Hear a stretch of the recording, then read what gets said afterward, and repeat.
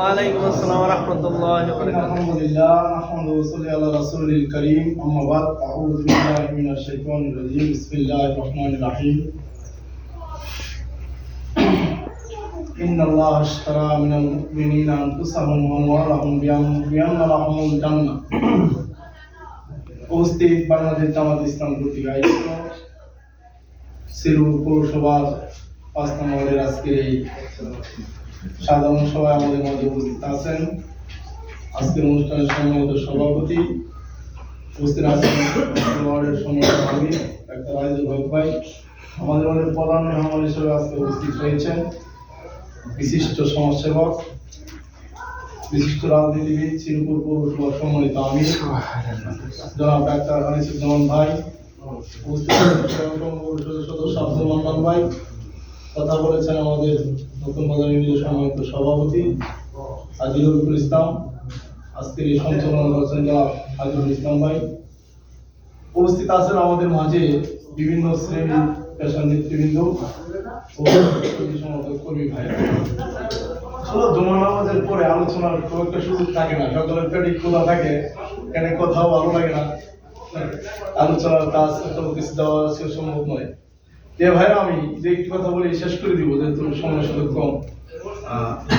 আমি আপনাদেরকে বলতে চাই, আল্লাহ রাব্বুল আলামিন আমাদেরকে পৃথিবীতে সৃষ্টি করেছেন, প্রেরণ করেছেন এবং কিছু দিক নির্দেশনা দিয়েছেন যে এই দিকে গেলে তোমরা জাহান্নামে যাবে, ওই দিকে গেলে তোমরা জান্নাতে যাবে, এরকম দুটা নির্দেশনা দিয়েছেন, ঠিক না ভাই?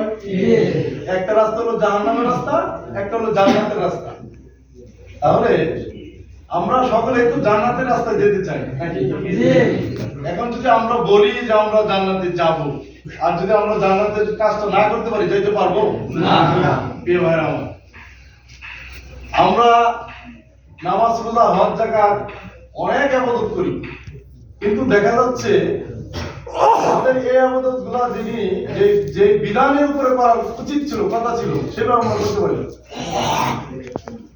আল্লাহ রাব্বুল আলামিন পবিত্র কোরআনে আমাদেরকে বলেছেন নামাজের কথা, এই কারণে আমরা আজকে জুমা নামাজ পড়ছি। ওয়াইদা কুদিয়াতিস সালাত ওয়া ইয়া আইয়ুহাল্লাযিনা আমানু ইযা নুদিয়াতিস সালাতু মিন ইয়াউমিল জুমআ। এই আয়াতটা বলছে যে কিন্তু আমরা আজকে জুমা নামাজ পড়তে এসেছি নাকি? এরকম প্রতিটা আয়াতের কারণে আমরা ইবাদত করি। আকিমুস সালাম বলেছে যে আমরা অন্য নামাজগুলো পড়ি নাকি? কিন্তু আল্লাহ রাব্বুল আলামিন পবিত্র কোরআনের সূরা সূরা 42 নম্বর সূরা 13 নম্বর আয়াতে বলেছে আকিমুদ্দিন ওয়ালা তাতাফাররাকু ফি। তুমি নামাজ যেরকম ফরজ আযান দিলে যেভাবে ছুটে আসো নামাজের জন্য, কিন্তু তোমরা দিন বিজয়ের জন্য আকিমুদ্দিন ওয়ালা তাতাফাররাকু ফি, আল্লাহর জমিনে আল্লাহর দিন প্রতিষ্ঠা করা, আল্লাহর জমিনে আল্লাহর দিন, আল্লাহর কোরআন দিয়ে সমাজ পরিচালনা করা, জীবন পরিচালনা করা, রাষ্ট্র পরিচালনা করা, এটা আল্লাহ রাব্বুল আলামিন আমাদের বলেছেন। কিন্তু আমরা এই দিন বিজয়ের জন্য, কোরআন প্রতিষ্ঠা করার জন্য আমরা তো নামাজে যেভাবে দৌড়ে আসি এইভাবে যাই না, যাই নাকি আমরা? তাহলে একটা আয়াত আল্লাহর মানলাম নামাজ পড়া, আর একটা আয়াত মানলাম রোজা রাখা। সেই রোজা রাখার আয়াতে আইয়ুহাল্লাযিনা আমানু কুতিবা আলাইকুমুস সিয়ামু কামা কুতিবা আলাল্লাযিনা মিন ক্বাবলিকুম লাআল্লাকুম তাত্তাকুন। একটা আয়াতের কারণে সূর্য থেকে শুরু করে সূর্য অস্ত পর্যন্ত আমরা না খেয়ে থাকি না? এক মাস। কিন্তু এই কোরআনে যে আরো অসংখ্য আয়াত আছে, এগুলো তো আমরা মানতে চাই না। প্রিয় ভাইরা আমার, আল্লাহর এই কোরআন যদি আমরা কোনো আয়াতকে বাদ দেই, তাহলে আমাদের ঈমান থাকবে না। আপনারা জানেন কাদিয়ানীরা কয়টা আয়াত বাদ দিয়েছিল? একটা আয়াতের একটা অংশ, খাতামুন নবী মানে খাতাম শব্দটা খালি বাদ দিয়েছিল। তাদের কি বলা হয়? কাফের। কিন্তু আপনি আমি যদি এই কোরআনের অংশ ছেড়ে দেই, প্রিয় ভাইরা আমার, আল্লাহ রাব্বুল আলামিন এই কোরআন রান্নাঘর থেকে শুরু করে সংসদ ভবন পর্যন্ত পরিচালনা করার মতো ক্ষমতা কি কোরআনে দিয়েছেন? পা থেকে মাথা পর্যন্ত পরিচালনা করার মতো ক্ষমতা দিয়েছেন? যদি দিয়ে থাকে আমরা কি সেটা কোরআন থেকে নিচ্ছি? প্রিয় ভাইরা আমার, আমাদের এই বাংলাদেশে পাকিস্তান থেকে বাংলাদেশ আলাদা হওয়ার পরে বয়স 53-54 বছর হয়েছে, আপনারা জানেন না? এই 53-54 বছরের বয়সে আমাদের এই বাংলাদেশে কোরআনের আইন দিয়ে বাংলাদেশে কোনো সমাজ, কোনো রাষ্ট্র, কোনো একটা মহল্লা, কোনো একটা ব্যক্তির পরিবার ভালোভাবে চলতে পারেছে? না, পারে নাই। কারণ আল্লাহ রাব্বুল আলামিন বলেছেন যে তোমরা যদি কেউ রাষ্ট্রীয় ক্ষমতা দাও, তাহলে তোমরা তোমার কোরআন দিয়ে রাষ্ট্র পরিচালনা করবা, জীবন সমাজ পরিচালনা করবা। আল্লাযীনা ইম্মাক্কান্নাহুম ফিল আরদি আকামুস সালাতা ওয়া আতুজ যাকাতা ইয়ামুরুনা বিল মারুফি ওয়া ইয়ানহাউনা আনিল মুনকার। সূরা হজের 41 নম্বর আয়াত। আল্লাহ বলছে তোমরা রাষ্ট্রীয় ক্ষমতা গেলে তোমার কি কাজ? সালাত প্রতিষ্ঠা করো, যাকাত আদায় করো, সৎ কাজের আদেশ করো, অসৎ কাজের নিষেধ করো। আমাদের রাষ্ট্র এই 53 বছরের ভিতরে করেছে না। প্রিয় ভাইরা, আমি কথা বলতে চাই 2 মিনিট। আল্লাহ রাব্বুল আলামিন সূরা মায়েদার 38 নম্বর আয়াতে বলছে যে আস-সারিকু ওয়াস-সারিকাতু ফাকতু আইদিয়াহুমা। তোমাদের সমাজে যদি কেউ চুরি করে, সে মহিলা হোক আর পুরুষ হোক, যদি সে চুরি করে তার ডান হাত কেটে দাও। এ কথা কার? আল্লাহ। এটা আল্লাহর আইন না? আমাদের এই বাংলাদেশের জাতীয় সংসদ থেকে শুরু করে এ পর্যন্ত বাংলাদেশের চোরের একটা হাত কাটছে না। এই কথাটা লেখা আছে কোথায়? কোরআনে। এই কোরআনে যে লেখা আছে চুরি করলে হাত কাটা যাবে। আমাদের রাষ্ট্র 53 বছরের মধ্যে একটা চোরের হাত কাটে নাই। তাহলে এই আয়াত এই সরকার রাখছিল কোথায়? বাদ দিয়ে দিছিল নাকি? বাদ দেয় নাই? এই আয়াতের পরিবর্তে তারা আরেকটা আইন করে নাই? কি করেছে? যে চুরি করলে তাকে জেলে দাও অথবা 10টা বেদ দাও। তাহলে এই যে মায়াদার 38 নম্বর আয়াতটা, এটা আমাদের এই 53 বছর বয়স, 53 বছর বাংলাদেশের বয়সে যা কটা রাষ্ট্রপতিরা এসেছেন, যারা ক্ষমতা এসেছেন, সকলে এই আয়াতকে বাদ দিয়ে দিয়েছে। নাউযুবিল্লাহ। আল্লাহর কোরআনের আয়াত তো বাদ দেওয়া দূরের কথা, একটা জবর রক্তা পেশ বাদ দেওয়ার মতো ক্ষমতা কাউকে দেয়নি। আল্লাহ রাব্বুল আলামিন সূরা মায়েদার 44 নম্বর আয়াতে বলেছেন যে ওমায় কি বলেছেন?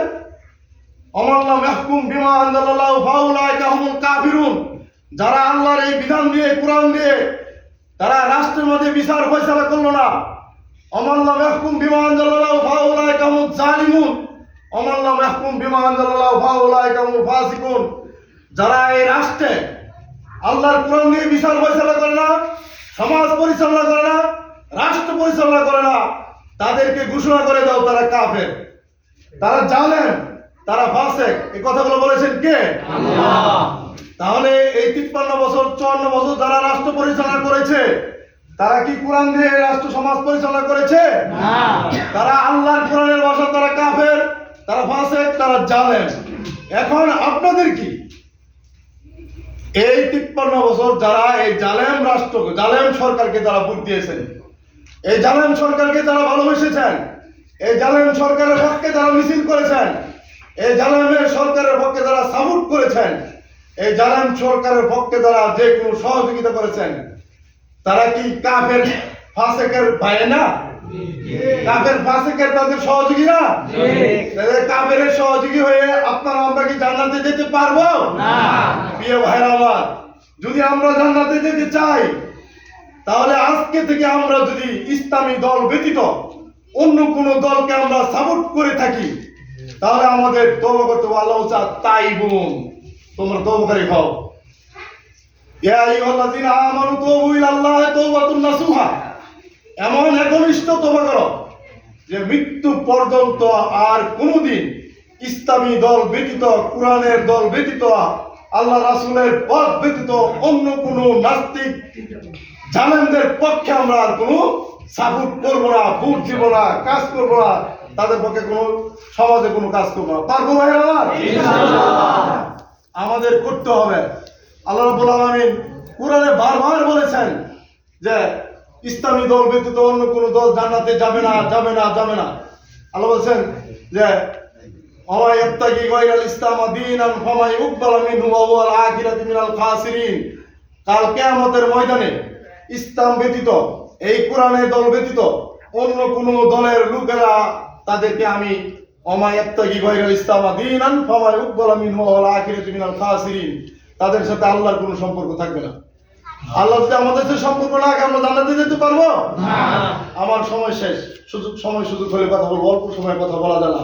প্রিয় ভাইরা, আসুন আজকে থেকে আমরা অঙ্গীকারবদ্ধ হই, এদেশে কোরআনের রাজ কায়েম করতে হবে।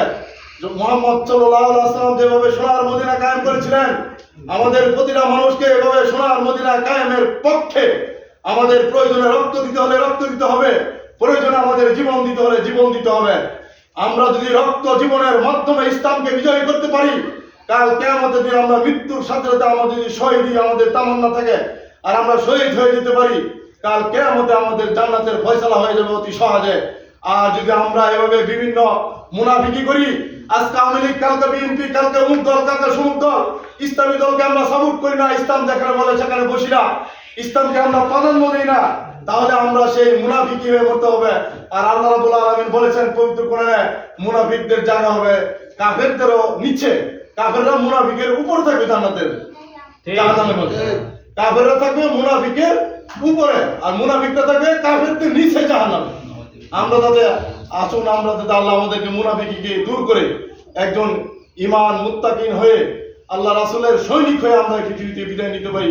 আমি আলোচনা সংক্ষিপ্ত করেছি, তার ভিতরে ভুল হলে আমি ক্ষমা চেয়ে নিচ্ছি। এই বলে আমি আমার সংক্ষিপ্ত আলোচনার সৃষ্টি ও আখির দাওয়ানা আলহামদুলিল্লাহ রাব্বিল আলামিন। আসসালামু আলাইকুম ওয়া রাহমাতুল্লাহি ওয়া বারাকাতুহু। আলহামদুলিল্লাহ, উনি অল্প সময়